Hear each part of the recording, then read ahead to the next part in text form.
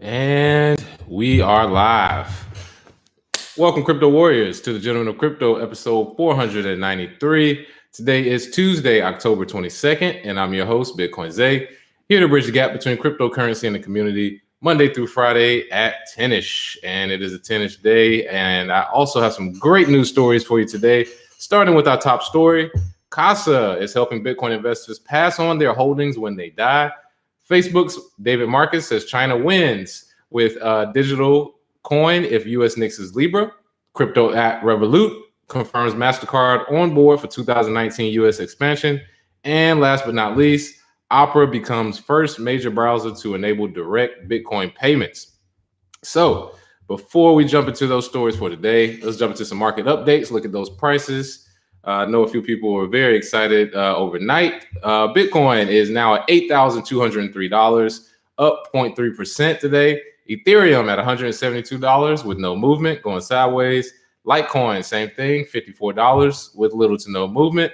Ripple has moved to 29 cents, up 1% today. And Bitcoin Cash at $229 is up 1% today. So we do have a little bit of movement in prices, but not much. Like we said, very, very much sideways movement and accumulation time. And if you are one of those people that watches the charts every day, stop. It's nothing to worry about. Bitcoin isn't going anywhere. In fact, Bitcoin is stronger than ever. So let's look at some of the people in the chat coming in. Josh Falzerano, good to have you in, buddy. Oh, yeah, haven't seen in a long time. Ashley, good to have you as well. Madam Crypto, how you doing? Will, what's going on, brother? Antonio, glad to have you as well. Jizzy Mac coming in as well. So we got our people in here, got our story straight. So let's jump into our first story of the day. Casa is helping Bitcoin investors pass on their holdings when they die. All right. So for those of you who are worried about if you own Bitcoin, will you be able to pass it on to your kids? Yes, there are solutions available now. Casa actually stated that if you pass away tomorrow, would your loved ones be able to access your Bitcoin holdings? I have put things in place for that. I'm sure others have as well, but some people don't know how. Casa Covenant, they have a service that enables multi-signature authorization. All that means is multiple parties can sign off in order to access the funds. So if you need 2 out of 3 signatures, if you pass, as long as the other 2 signatures are people that are alive, they can actually access the funds for later. So with the launch, Casa aims to tackle the quandary for Bitcoin users who may pass while holding Bitcoin, because remember, nobody actually owns Bitcoin. You're just holding it for the next generation. So no matter if you own a lot or a little, that Bitcoin can be passed on. In fact, I have talked to lawyers who have had deceased people with Bitcoin, and they don't know how to handle in their will. If somebody puts in their will to pass on their Bitcoin, but they don't know the private keys, can't really do anything. But Casa aims to change that.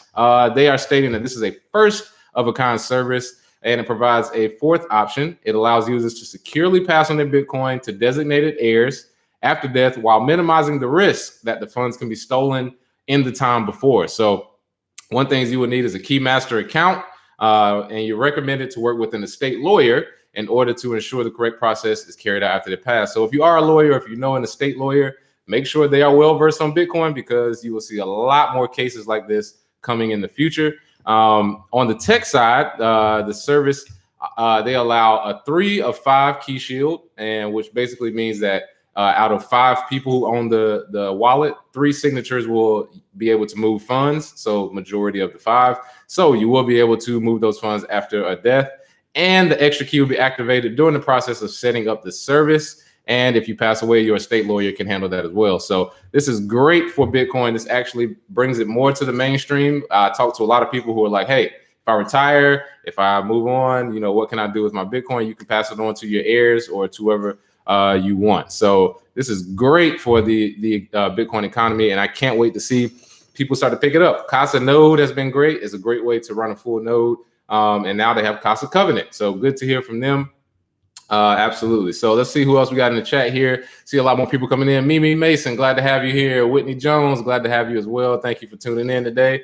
As you can see, I have my Warrior Masai cloth and my Satoshi's black shirt from the Black Blockchain Summit. Oh yeah. So definitely feeling real good today. Let's see who else we got. Crypto Key, how you doing? Mr. Gibson Senior, glad to have you in here. My boy Kenzie, Crypto and Culture, thank you as well for coming in. And he's saying, take my coins. I like this. Yeah, a lot of people are very excited that in the Bitcoin industry, it's becoming more mainstream, so that some of the small things we're used to, such as estate planning, even with lawyers going to court.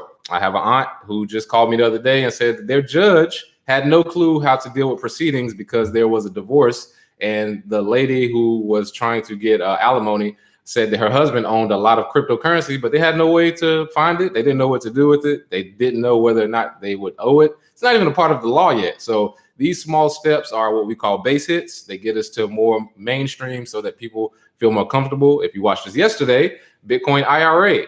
If you are worried about retirement, you can use your Bitcoin IRA to save and earn money along the way. And then later you can use your estate lawyer to take that Bitcoin IRA and say, hey, I want to pass it on to my heirs. So all good there. Glad to see it. So what's going on, P-Man Van? Long time no see. Glad to see you. Game of Thrones, Bitcoin trust accounts will be cool. Yes, there are a few like that. As a matter of fact, shout out to Corey Klippstein. He created Give Bitcoin, which allows you to time lock your Bitcoin while you learn about it. And then it unlocks after 5 years. So that's creating Bitcoiners. So these are all different things that I've learned in the industry just over the last year. Literally just the last year, all this new stuff is coming. So good to see there. Moving on to our next story of the day. Facebook's David Marcus says China wins with their digital currency if U.S. nixes Libra. So David Marcus, who is Facebook's top executive on the Libra project, says that China will create a digital currency system that could be entirely out of reach for U.S. authorities. He says that Washington risks having a whole part of the world completely blocked from U.S. sanctions and protected from U.S. sanctions and having a new digital reserve currency. This is what we've been telling people all along. Bitcoin has the ability to make sanctions not really relevant anymore. If you sanction a country like China because you don't like them and they're like, oh, we don't care. We have our own digital currency, our own reserve backed by Bitcoin. At a certain point, U.S. will either have to get down or lay down unless they have something like Libra, which is what David Marcus is arguing. He says the future in 5 years, if we don't have a good answer, is basically China rewiring with a digital currency running on their controlled blockchain. And one of the things we've stated over and over is that China is 80 to 85% of the mining. So they are not giving up on Bitcoin. They have a lot of funds held there. And of course, a lot of times when you're buying Bitcoin, you're actually buying from miners who have sold coming from China. So while Libra would be pegged to a basket of fiat currencies, one of the 5 reserve fiat currencies accepted by the IMF, they are stating that China's DCEP has been in the works, their digital currency electronic payment project, and that it was accelerated after Libra was announced. So once Libra came out and said, hey, we're coming out with digital currency, China was like, oh, you are? So are we. And good luck trying to stop it, because we do not have to wait for regulators to talk to other regulators who have to go to court or go into Congress and discuss. That's bullshit. That takes way too long of a process. That's why the U.S. is falling behind right now. A lot of people are leaving. So this is actually something that is a concern. And I believe they're trying to use this scare tactic in order to get Congress and Senate especially to try and make Libra more acceptable. Most people don't like Facebook because of the privacy intrusions. But at the same time, if Libra comes out, 2 billion people being on there, somebody's going to use it. So even though, like I said, we don't really think it'll be better than Bitcoin, it will be possible to have an impact on the financial future. And China is coming along as well. So let's look at some of these comments coming in. Ryan Cooper, glad to have you.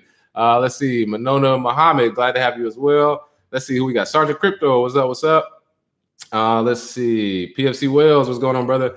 And P-Man Van, what is the U.S. going to do if they can't bomb and sanction countries into submission? Exactly, P-Man Van. If there's a country that you do not want to send bombs to because they have just as much firepower as us, it is China. That's why we have a very weird relationship with them. Like, we don't really want to mess with them. However, they have a lot of money. As you can see with the NBA, you have superstars who won't speak up for social justice when it comes to China because they have all the money. They have invested in a lot of the things that are in America. If you look at most of the stuff you have made in China, we need them in order for our economy to run. If we can't bomb and sanction them and push them around like the bullies we're used to being, unfortunately, they may win out in the end. So yes, that is a concern. And I think David Marcus, there are other ways to solve that issue, but he's trying to use Libra as the catalyst because, of course, it would make his pockets fatter and make Facebook basically the global reserve currency of the world if the US dollar is using it. So moving forward, Opera becomes first major browser to enact direct Bitcoin payments. Good. Oh yeah, shout out to Opera. OPERA, the web browser Opera is now allowing you to make payments with Bitcoin directly inside your browser.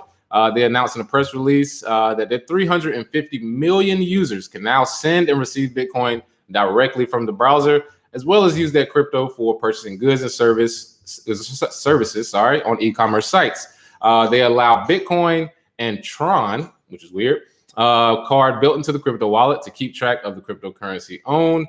And the head of crypto at Opera actually stated, "We believe that opening our browser to more blockchains, including Bitcoin, is the logical next step to making our solution more relevant to anyone who has a Bitcoin crypto wallet." I would agree, and would like to do things with their cryptocurrencies beyond just keeping them in an account. Because remember, Bitcoin is a payment system.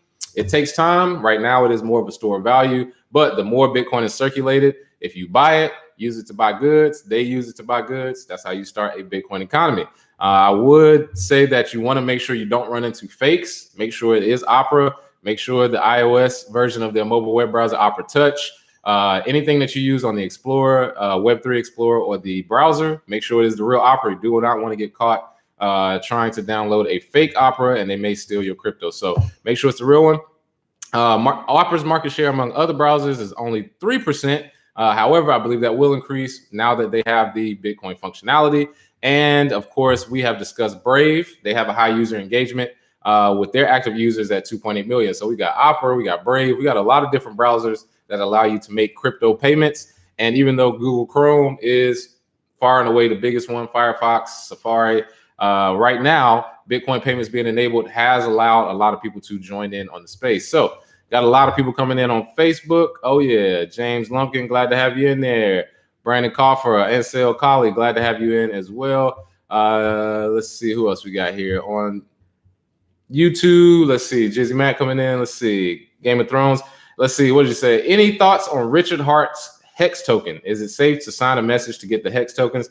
Haven't checked out the Hex tokens lately. Been very involved with Bitcoin and as far as building on Bitcoin in my own startup. So I haven't had time to check it out. Let's see what else we got. Metal Crypto's in here, Jizzy Mac as well. All right, so moving on to our last story of the day. Like I said before, not a lot of news today, but crypto app Revolut, they confirmed MasterCard is on board for 2019 US expansion, which is great to hear.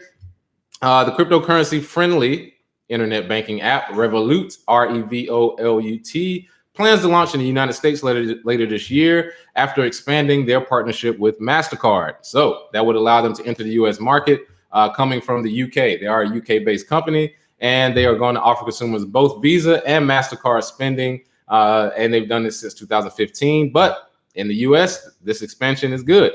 They began offering 3 cryptocurrencies, Bitcoin, Ethereum, and Litecoin, and they plan to add Bcash and Ripple later. They are not actually backed by the UK's finance regulator. However, this is a huge milestone for them coming into the US market. I'm sure there will be a flood of people who will use the Revolut app because you can use Visa and MasterCard to purchase Bitcoin. So they've stated here, launching in the US will be a huge milestone for us, and we are delighted MasterCard will be our go-to market partner. All right, so that is good to see. Like we said today is an adoption day. Opera, Revolut, Casa, all of these things are helping build the Bitcoin economy, helping it get better. All things we love to see because this will be the currency of the future. If you are watching and you don't have any Bitcoin, shame on you. No, I'm just kidding. But yes, if you don't have any Bitcoin, if you have any questions about where Bitcoin is going, you can see the adoption happening day in and day out. As you can see, we're on episode 493. We've been talking about Bitcoin and adoption for the last 2 years. All of these things we predicted are coming about. Just takes time, people. And you want to be in the market before the actual bull run or the influx of a lot of mainstream people come in. So make sure you are definitely doing your due diligence. You are buying Bitcoin, using it when you can, and making sure that you have the education necessary to use it in the future. So that is all the stories I have for you all today. I want to thank you all for watching. Once again, the podcast will be available this week on iTunes, Google Play, iHeartRadio, and Spotify. Also, make sure you grab Bitcoin in Black America. It is available on Amazon. The audiobook will be out soon, working on that now. But the paperback and Kindle version is available on Amazon. as well as Bitcoin and BlackAmerica.com. So thank you all for watching. I'm Bitcoin Zay, and I will speak to you tomorrow. Cheers.